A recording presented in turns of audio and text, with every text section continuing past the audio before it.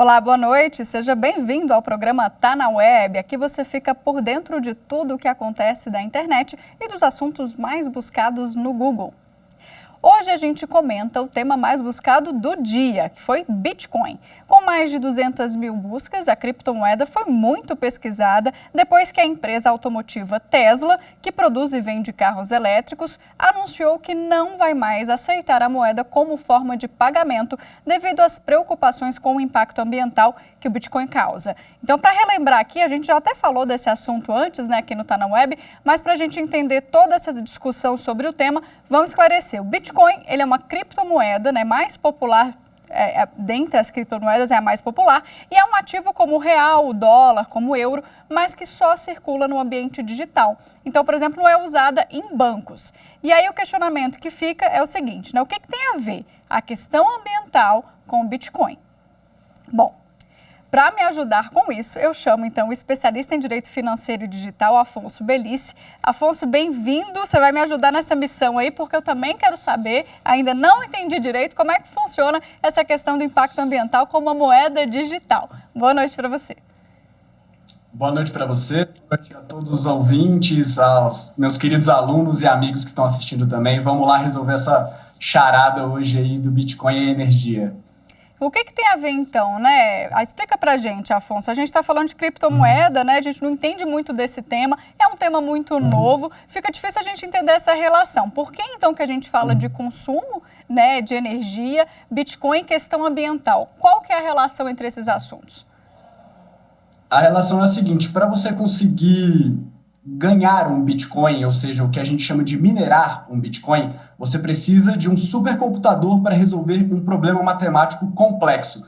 Então, pessoas ao redor do mundo têm o que a gente chama de fazenda de mineração. São literalmente galpões gigantescos com enormes supercomputadores, e esses supercomputadores eles resolvem os problemas matemáticos da rede descentralizada, da rede blockchain do Bitcoin. Então, a partir dessa resolução desse problema matemático, utilizando esses supercomputadores, é que estes mineradores eles têm a recompensa em Bitcoin.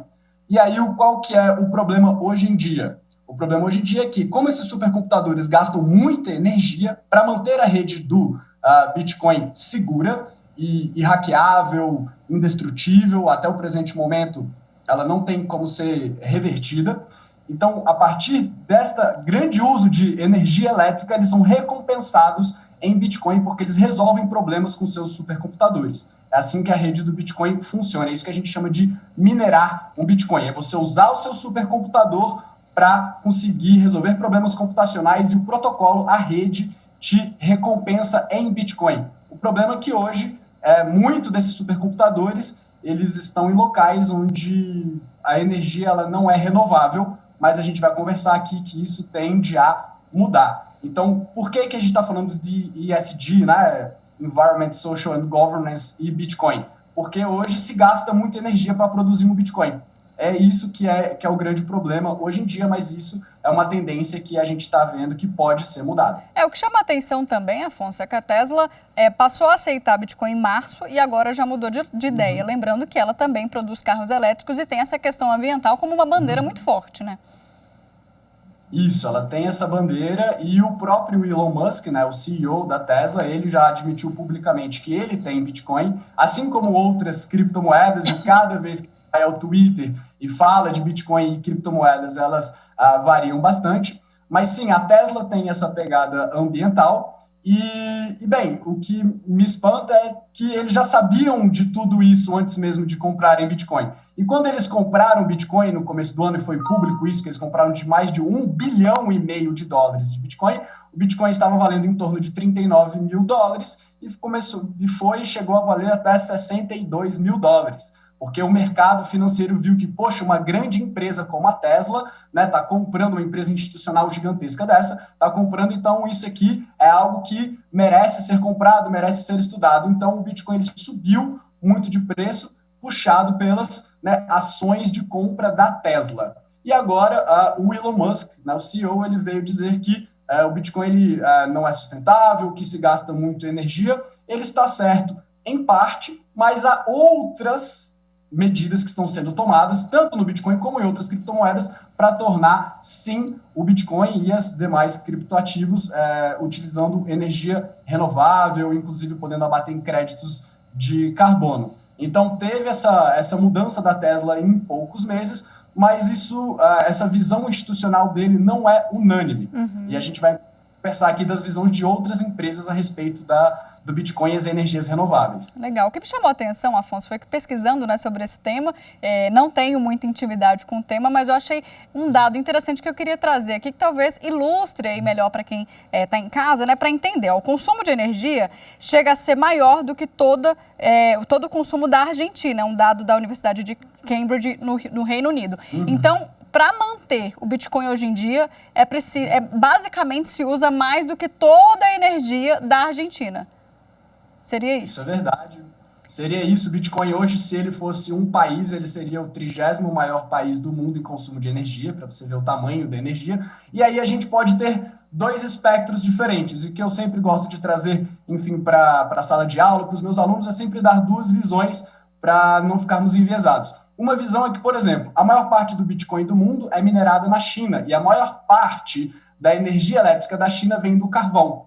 Então, sim, muitos dos Bitcoins minerados hoje, eles vêm da China e na China usa energias não renováveis, que é o carvão. Mas há muitos outros países, como, por exemplo, a Islândia e a Noruega, onde o Bitcoin lá ele é minerado através de energias renováveis. Então, ele é a energia que se utiliza tanto na Islândia quanto na Noruega para minerar Bitcoin são energias renováveis, como energia solar e energia eólica. Então, sim, tem uma tendência de que, como as empresas hoje, como a Tesla e outras delas falarem, olha, a gente não vai mais querer comprar Bitcoin que não seja sustentável, digamos assim, as empresas vão começar a mudar, falar, não, então vamos começar a usar Bitcoin, energia sustentável. Por quê? Porque todos esses mineradores, eles operam no mercado. Para eles é muito interessante o Bitcoin esteja mais caro, para eles venderem mais caro e terem mais lucro. Então, logo, se tendo lucro tem que ser sustentável, vamos partir para essa pegada sustentável. É essa uma tendência que está aparecendo no mercado agora. Bom, eu quero chamar agora a enquete que a gente fez lá no Twitter da TV Justiça, porque muita gente ainda não sabe, né? Não manja ainda desse terreno aí de Bitcoin, e a gente fez uma pergunta. Tá no ponto aí, diretor? Posso chamar? Vamos dar uma olhadinha? Olha lá, a gente perguntou se você investiria em bitcoins e 61,5% dos internautas disse que não e 38,5% disse que sim. Então a gente vê que tem muita gente ainda que opta pelo investimento mais conservador, é muito esse perfil, né? Eu fiquei até surpresa com a quantidade, a porcentagem aí do sim, porque eu pensei que fosse menos, mas eu quero saber o seguinte: depois desse anúncio do CEO da Tesla hoje, como é que ficaram essas ações? Como é que ficou o valor do Bitcoin, Afonso? Deu uma caída? Está instável? Deu uma caída braba. Assim, o Bitcoin perdeu muito do seu valor, né? Porque o que a gente vê agora, este ano, é um aumento desde dezembro para cá, porque instituições começaram a comprar mais Bitcoin, diferentemente de 2017, onde o preço começou a subir muito por causa das pessoas comuns, né? Indivíduos começaram a comprar muito Bitcoin em 2017. Este ciclo 2020 e 2021 esse aumento foi trazido por instituições, porque cada vez mais empresas começaram a comprar Bitcoin. Sendo a Tesla uma das empresas principais que mais tem Bitcoin, que fala isso publicamente, que teve vários lucros, com isso falando, olha, a gente não vai mais aceitar Bitcoin para comprar os nossos carros, o que é diferente de que eles não venderam os Bitcoins deles, tá, gente? Eles ainda têm bilhões de dólares em Bitcoins em reserva. Inclusive, um dado interessante é que eles ganharam mais dinheiro investindo em Bitcoin do que em vendendo carro. Mentira, essa eu não sabia. Eles tiveram mais dinheiro com isso. Então, assim, fica aqui minha sugestão, eu sempre falo em sala de aula, não é uma sugestão de investimento, é uma sugestão de estudo. Quanto mais as pessoas estudarem, mais elas vão entender, né? Não invista nada que você não entende. Então, Sim. Se você realmente não entende, pessoas respondendo aí que não investiram em Bitcoin, concordo, se você não entende, você não invista. Do mesmo jeito, se você não entende uma ação, se você não entende um fundo imobiliário, não invista naquilo que você não entende. Mas, sim, o Bitcoin ele caiu bastante por causa desse anúncio da Tesla, de que eles não vão aceitar mais Bitcoin, mas quem sabe, no futuro próximo, como eu disse, com essas pegada mais sustentável de países e mineração mais sustentáveis, as coisas vão mudando e a Tesla possa voltar atrás. Então, tem esse lado também. Né? O que uma empresa diz hoje, do mesmo jeito que eles aceitaram há 2 meses atrás, não estão aceitando agora, pode ser que daqui a alguns meses, quem sabe, falaram, olha, não, a gente reviu aqui nossa política e a gente pode, então, a partir de agora, voltar a aceitar Bitcoin. Aí o preço do Bitcoin sobe novamente. É um mercado volátil, sim, é um mercado bem volátil, e a gente tem que ficar acompanhando aí diariamente. Mas fica aqui minha recomendação de estudo. Quem quiser se interessar, é um terreno muito, muito fértil para aprendizado aí nessa área digital. Tem que estar afim, viu? Porque é complexo, não é fácil de entender, não. Muito complexo. Afonso, você citou a China aí, eu trouxe também uma outra questão que é muito séria, né? Em abril aconteceram alguns incidentes em algumas minas de carvão lá na China, inclusive pessoas morreram, né?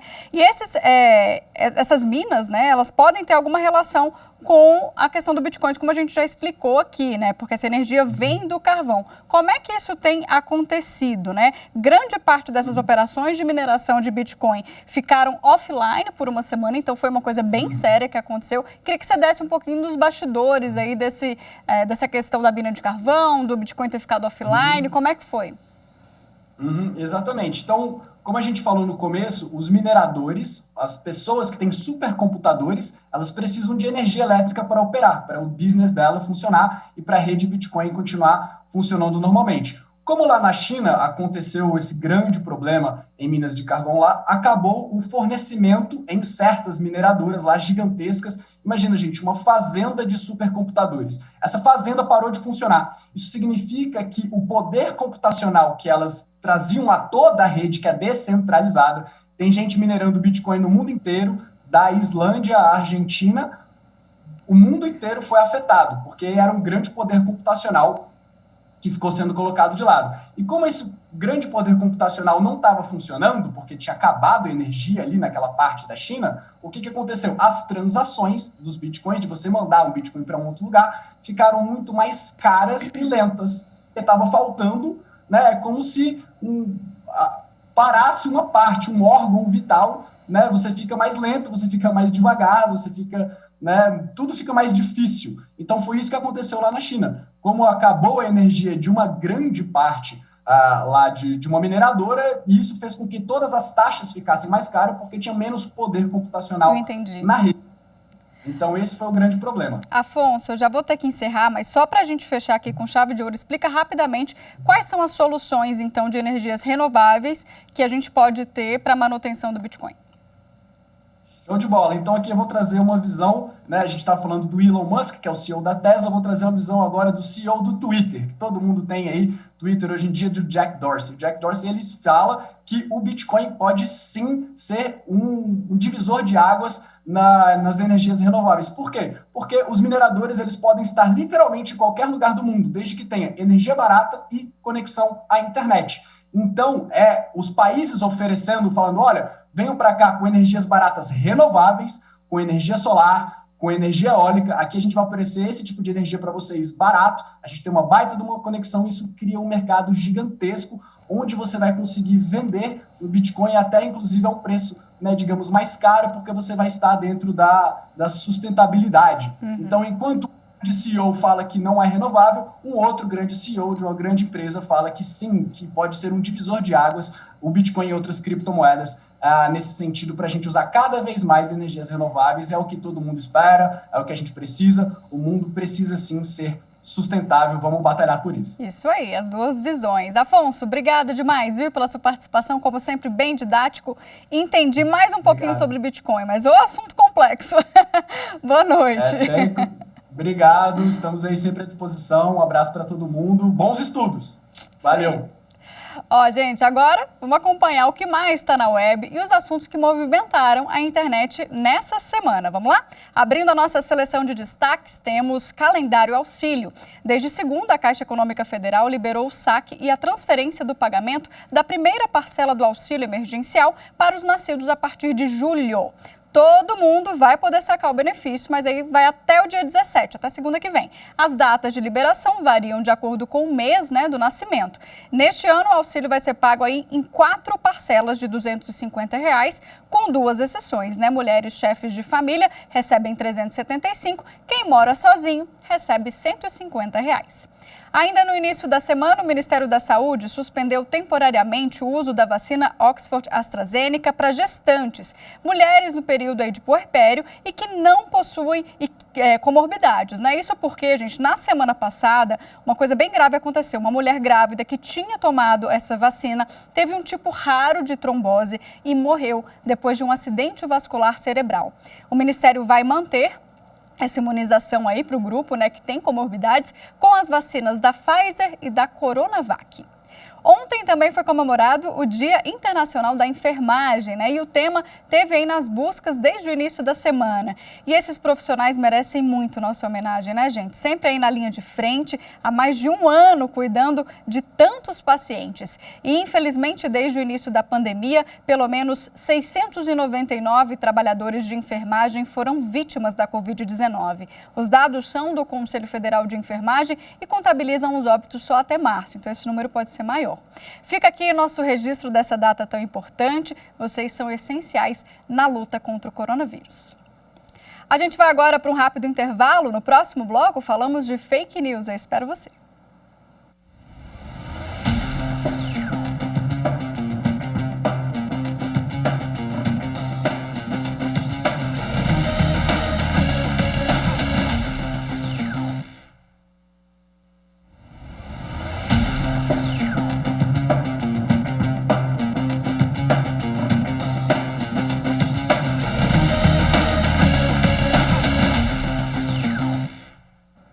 Estamos de volta e, como você já sabe, segundo bloco a gente fala de fake news. Começamos com o interprograma que está rodando aí na nossa programação, né, da TV Justiça. Veja só, vamos ver o que fala então esse interprograma de hoje. Pode rodar.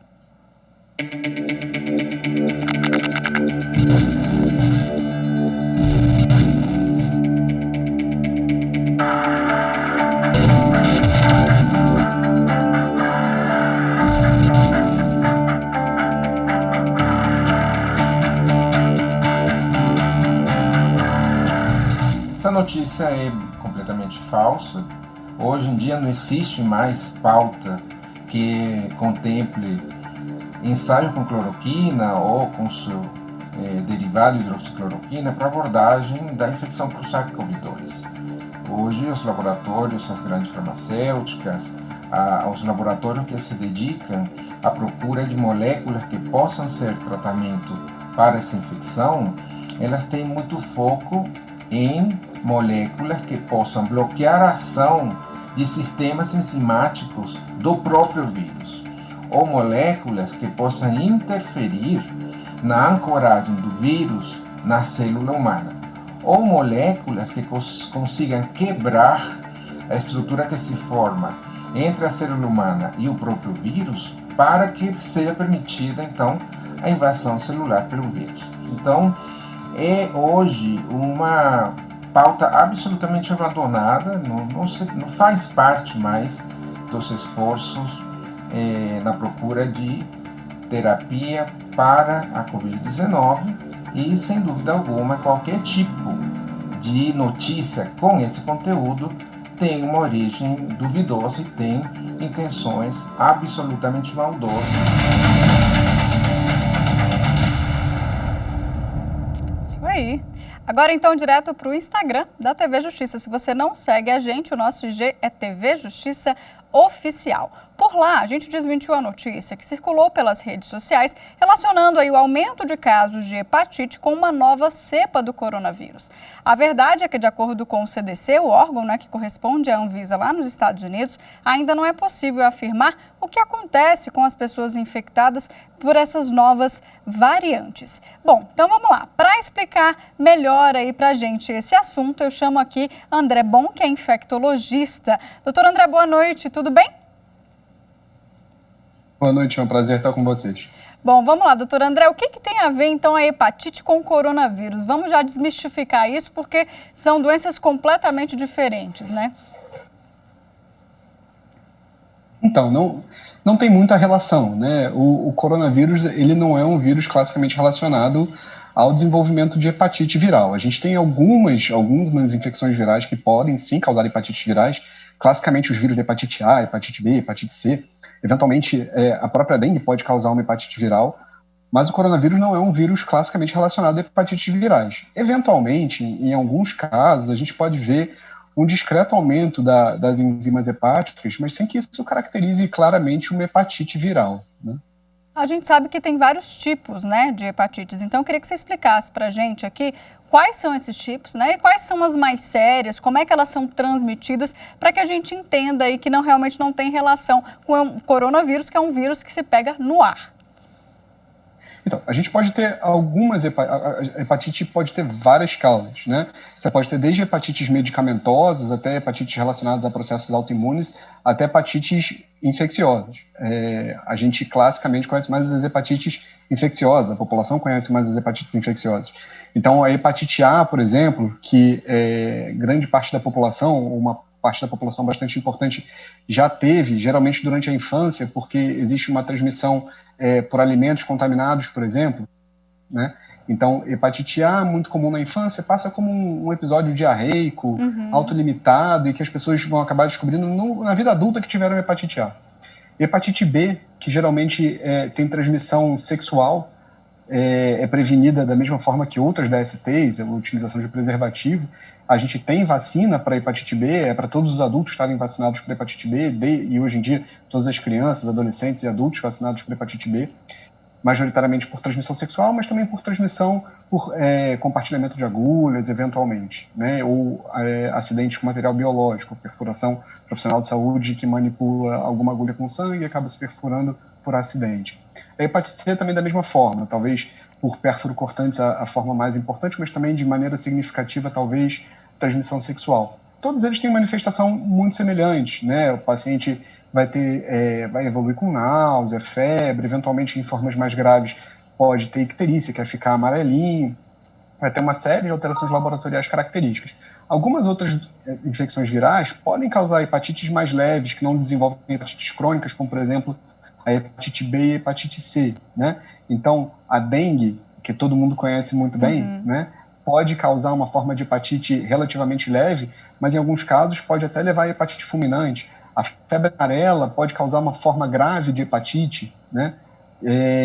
Outras infecções virais mais leves e mais pouco conhecidas, né, como, por exemplo, citomegalovírus, pode causar uma hepatite leve também. Então, existem diversas causas, diversos vírus que podem causar hepatites virais, alguns deles mais clássicos e conhecidos, como os vírus das hepatites virais, A, B, C e D, mas coronavírus não está classicamente relacionado ao desenvolvimento de hepatite. Antes da gente ir para a última pergunta, doutor, você falou uma coisa tão importante que é sobre essa vacina aí da hepatite B que muita gente não tomou ainda. É uma vacina gratuita? É só procurar um posto de saúde? Como é que funciona? É uma vacina gratuita, disponível no SUS, que tem disponível em todos os postos de saúde e que todas as pessoas, todos os brasileiros têm direito de tomar e ter acesso nos postos de saúde. Tá certo. Rapidamente, doutor, em relação a tratamento e cura, como é que funciona isso para hepatite? Então, isso depende muito do tipo de hepatite, né? Hepatite é um termo muito genérico que define várias possibilidades etiológicas. Então, para hepatite A, por exemplo, é uma doença autolimitada. Ela não precisa de um tratamento específico, ela vai curar sozinha. Para hepatite B, existe uma forma de avaliação específica.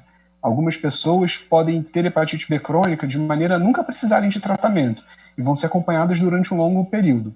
Muitas outras vão se curar sozinhas, a depender do momento da vida que adquiriram a hepatite B. Hepatite C, hoje em dia já existe tratamento. Antigamente, há alguns anos atrás, se a gente olhar para 10 anos atrás, a gente não tinha tratamento tão bom para hepatite C como a gente tem hoje. Hoje a gente consegue curar quase todo mundo com hepatite C, mas tem segmento específico, tratamento específico com um coquetel, digamos assim, de medicação.